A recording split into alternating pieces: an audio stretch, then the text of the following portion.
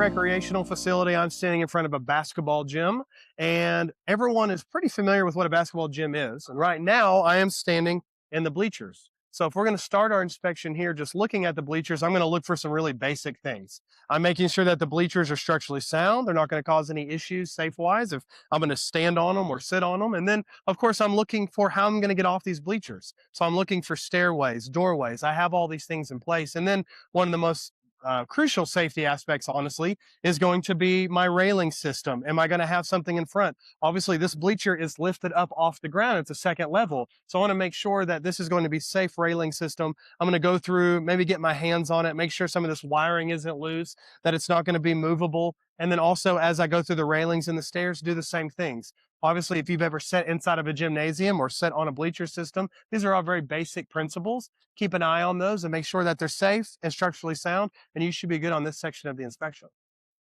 So next, inside this gymnasium, we have the basic and the obvious. We have walls and we have windows. So just like any other wall and window that you would see, we want to look for structural integrity. We want to look at the windows and see if there's any damages or issues because, right, you have individuals who are using this. You can see here someone might be leaning against the window. We don't want to see any cracks or damages, obvious visual impairments that we can easily see. Now, to go one step further, because this is a basketball arena in a gymnasium, we are using what you might hear in the background, basketballs or other sort of equipment that's going to be used by anybody who's using the facility. And so we want to make sure that we have cages or covers over alarms or exits or anything of that nature so it doesn't become damaged while people are playing. And as I can see here, it looks like everything is covered properly. But then one extra life safety feature you should pay attention to is these windows actually are fire protected. So if you look at the windows, if you can barely see it, we actually have sprinklers that cover all the windows. And this large window over here to my left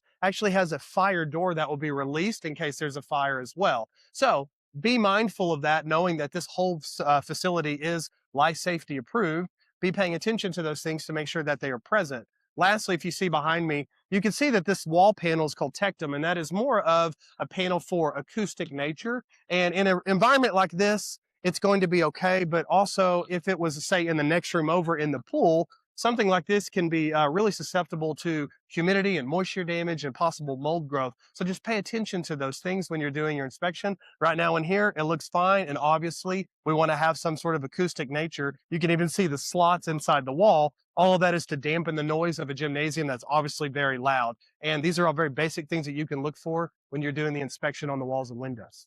So whenever we're inspecting the flooring system at a recreational facility like this, it's going to be very basic, right? We're going to be looking for our obvious physical issues. We're looking for missing flooring. We're looking for flooring that's causing tripping issues. I have hardwood and I have a track and then I have metal transitions, all things that could be damaged or easily pulling up from the floor. So just obviously use your basic instinct when you're looking at that. I'm not going to figure out if that basketball court is going to be useful for basketball games. That's not what we're doing. We're just looking for the very basic issues. Now, pay very close attention to any sort of obstruction or any egress issues because this is a gymnasium. You know, someone might be storing basketballs or equipment somewhere and it could be blocking a door or a hallway, or they could have it in a utility room. So make sure you pay attention to those things. The people who use the building may not be thinking of life safety like you're thinking of. So make sure you look for all of those issues around the property when you're doing your basic inspection on the floor level.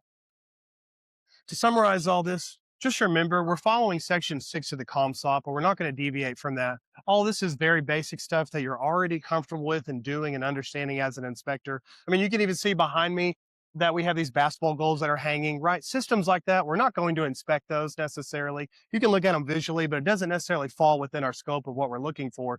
All of this is very basic. When you walk into it, it's very big. There can look like a lot of aspects of it, but are all things that you're extremely comfortable with already. Follow the CompSop. You're going to do a good job inspecting a gymnasium such as this.